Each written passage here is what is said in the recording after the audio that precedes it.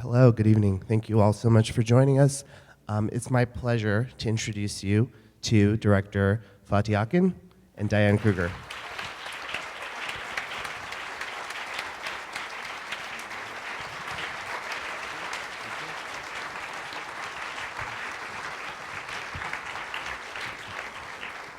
And my name is Ramin Satuda. I'm Variety's New York bureau chief.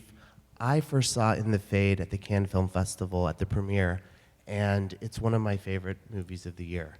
And Diane, you and I have spoken about this and how you and Fatih got involved 5 years ago, right? Can you tell me the story of how the two of you met and started to sort of work on this project and how Fatih came to you for this project?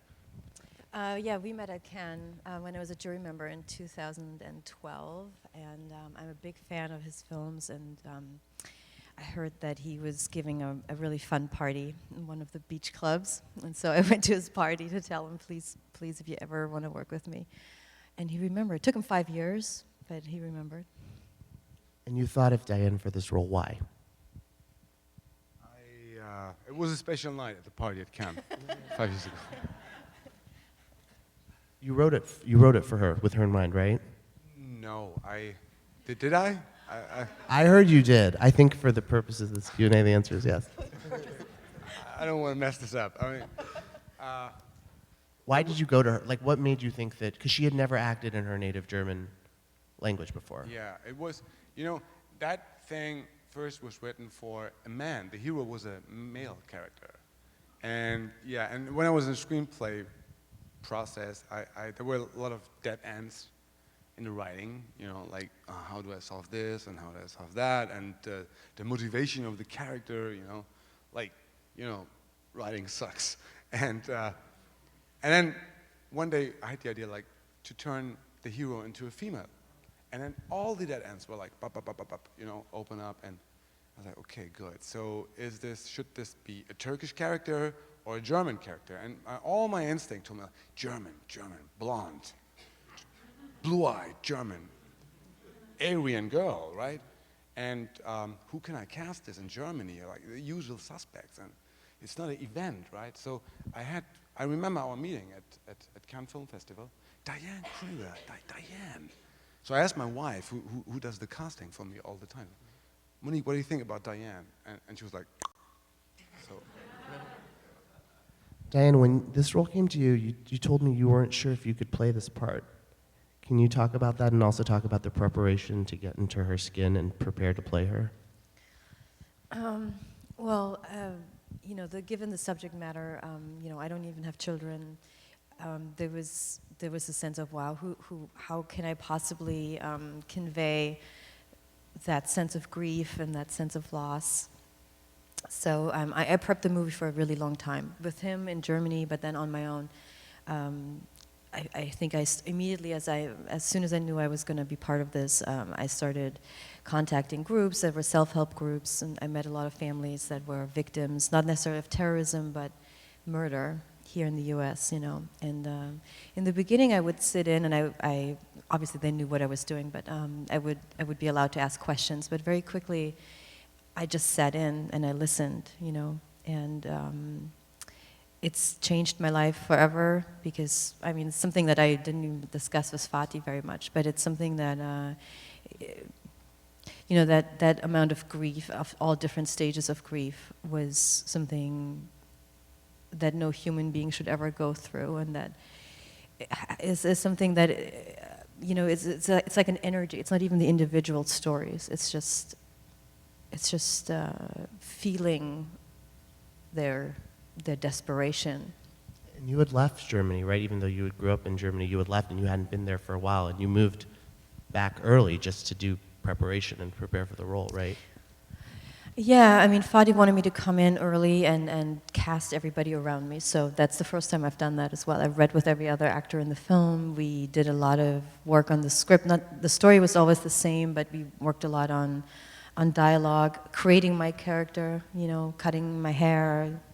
Each tattoo has a story. You know, he showed me where that character lived. It was important. You know, I'd left Germany 25 years ago. Like, I started to feel foreign in my own country, so I needed to re-immerse myself with that culture too.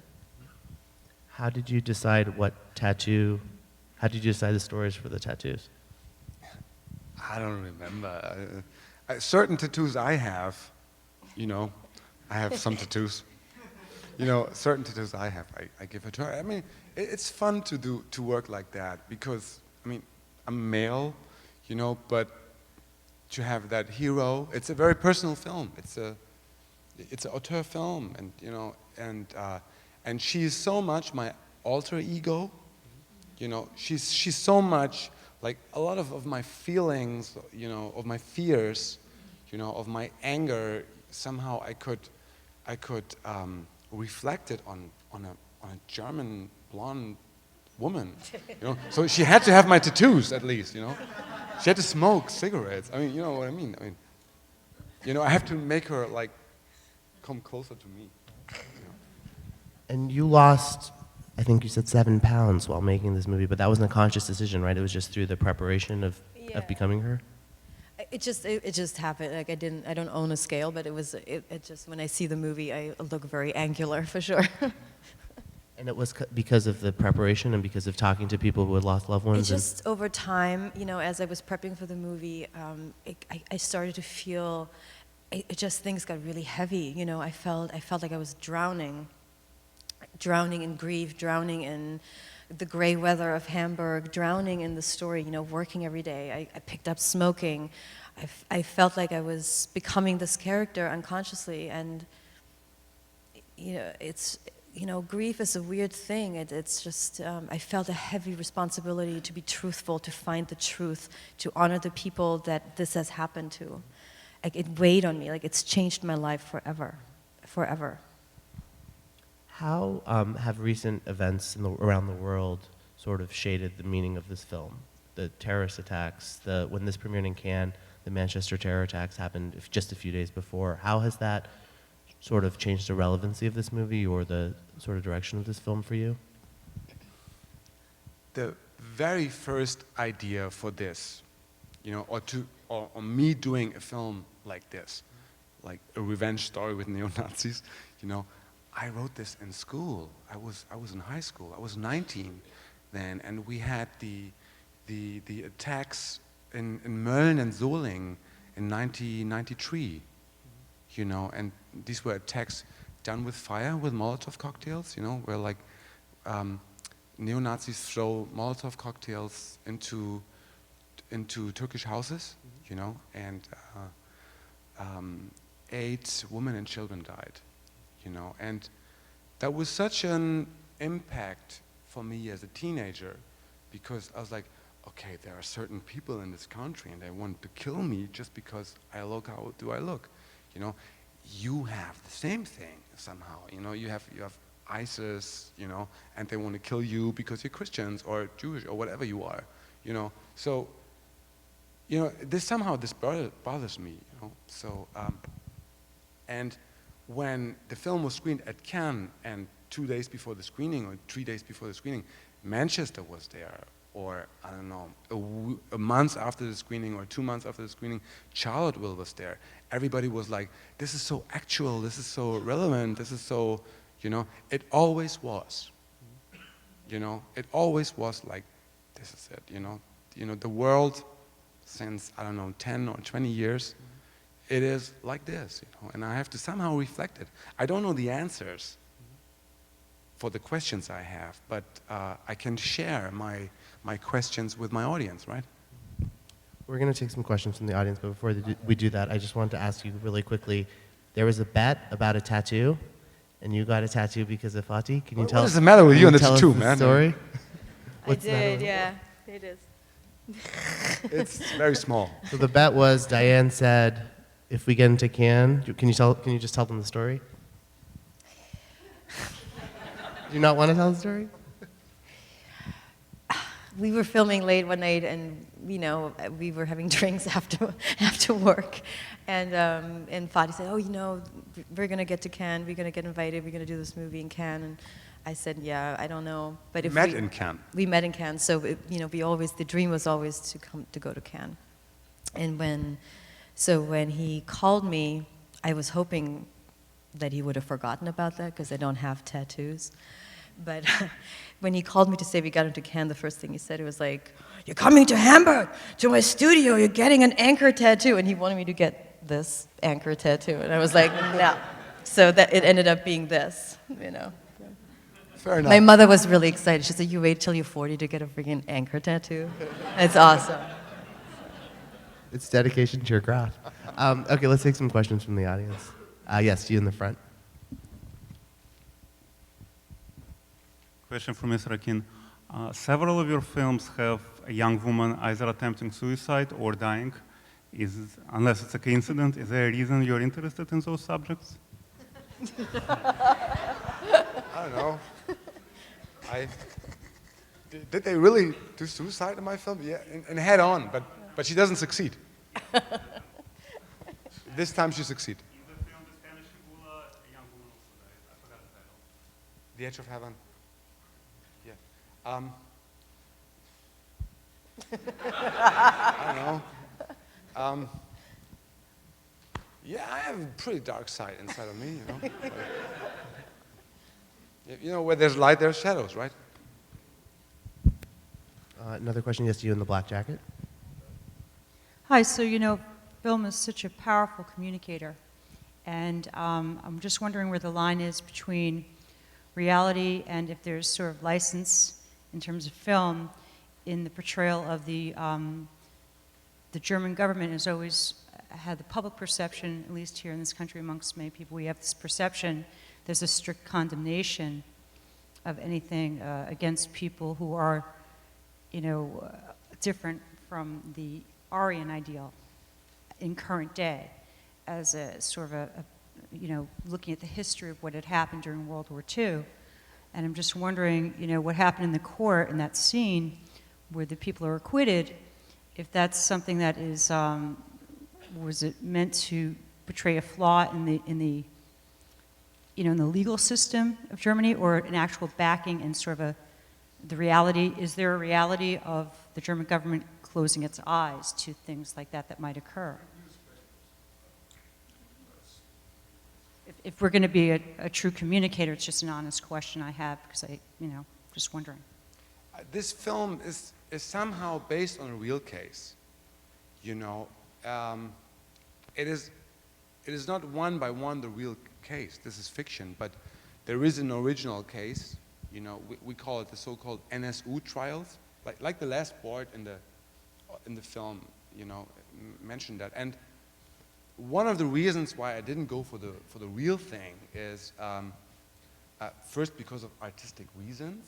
You know, like you have your own honest and truthful expressions, but they're different than the reality.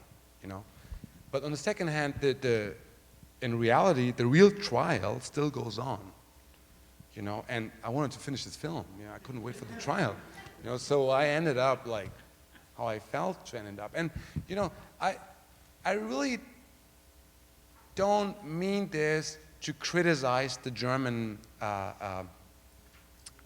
just the legal system, you know, but I was witnessing the real trial, you know, and one thing what really first came to my mind when I saw the real trial, this is so boring, you know, this is so, like, how can I translate this into a movie? It's not possible. It's so, yeah, boring and non-emotionally, you know. So I think this is a positive thing about the legal system in Germany, that it is completely out of emotions. Somehow my instinct tells me it's right to not work with emotions if you want to judge about, I don't know, justice, right?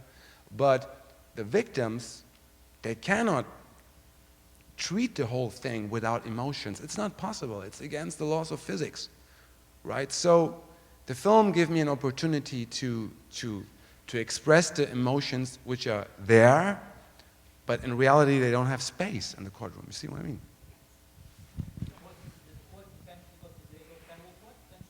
I didn't get it. Did it go to federal court in real life? Yeah.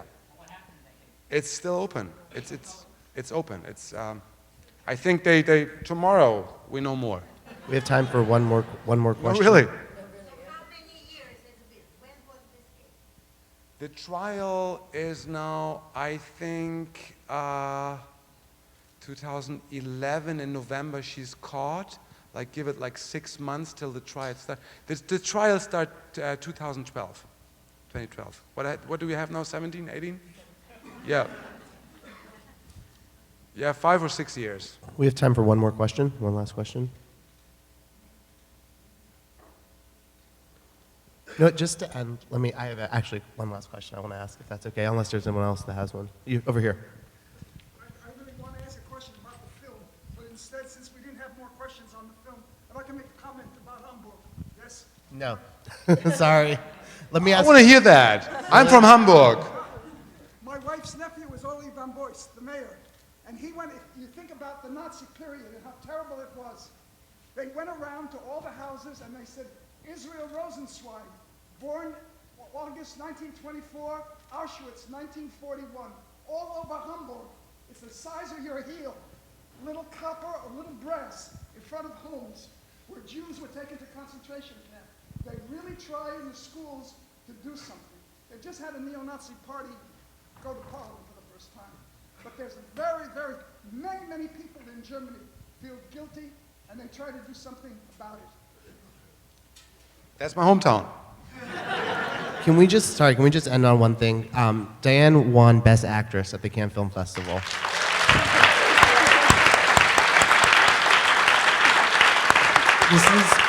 You've been in this business for so long. You've been in this business for so long. You've been in so many different movies. This is the first time you were the star of a film. You were almost in every scene.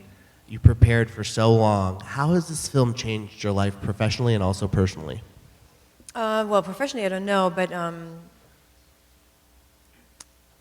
you know, I left 25 years ago. It's reconnected me to my roots. It's made me a better person, I think.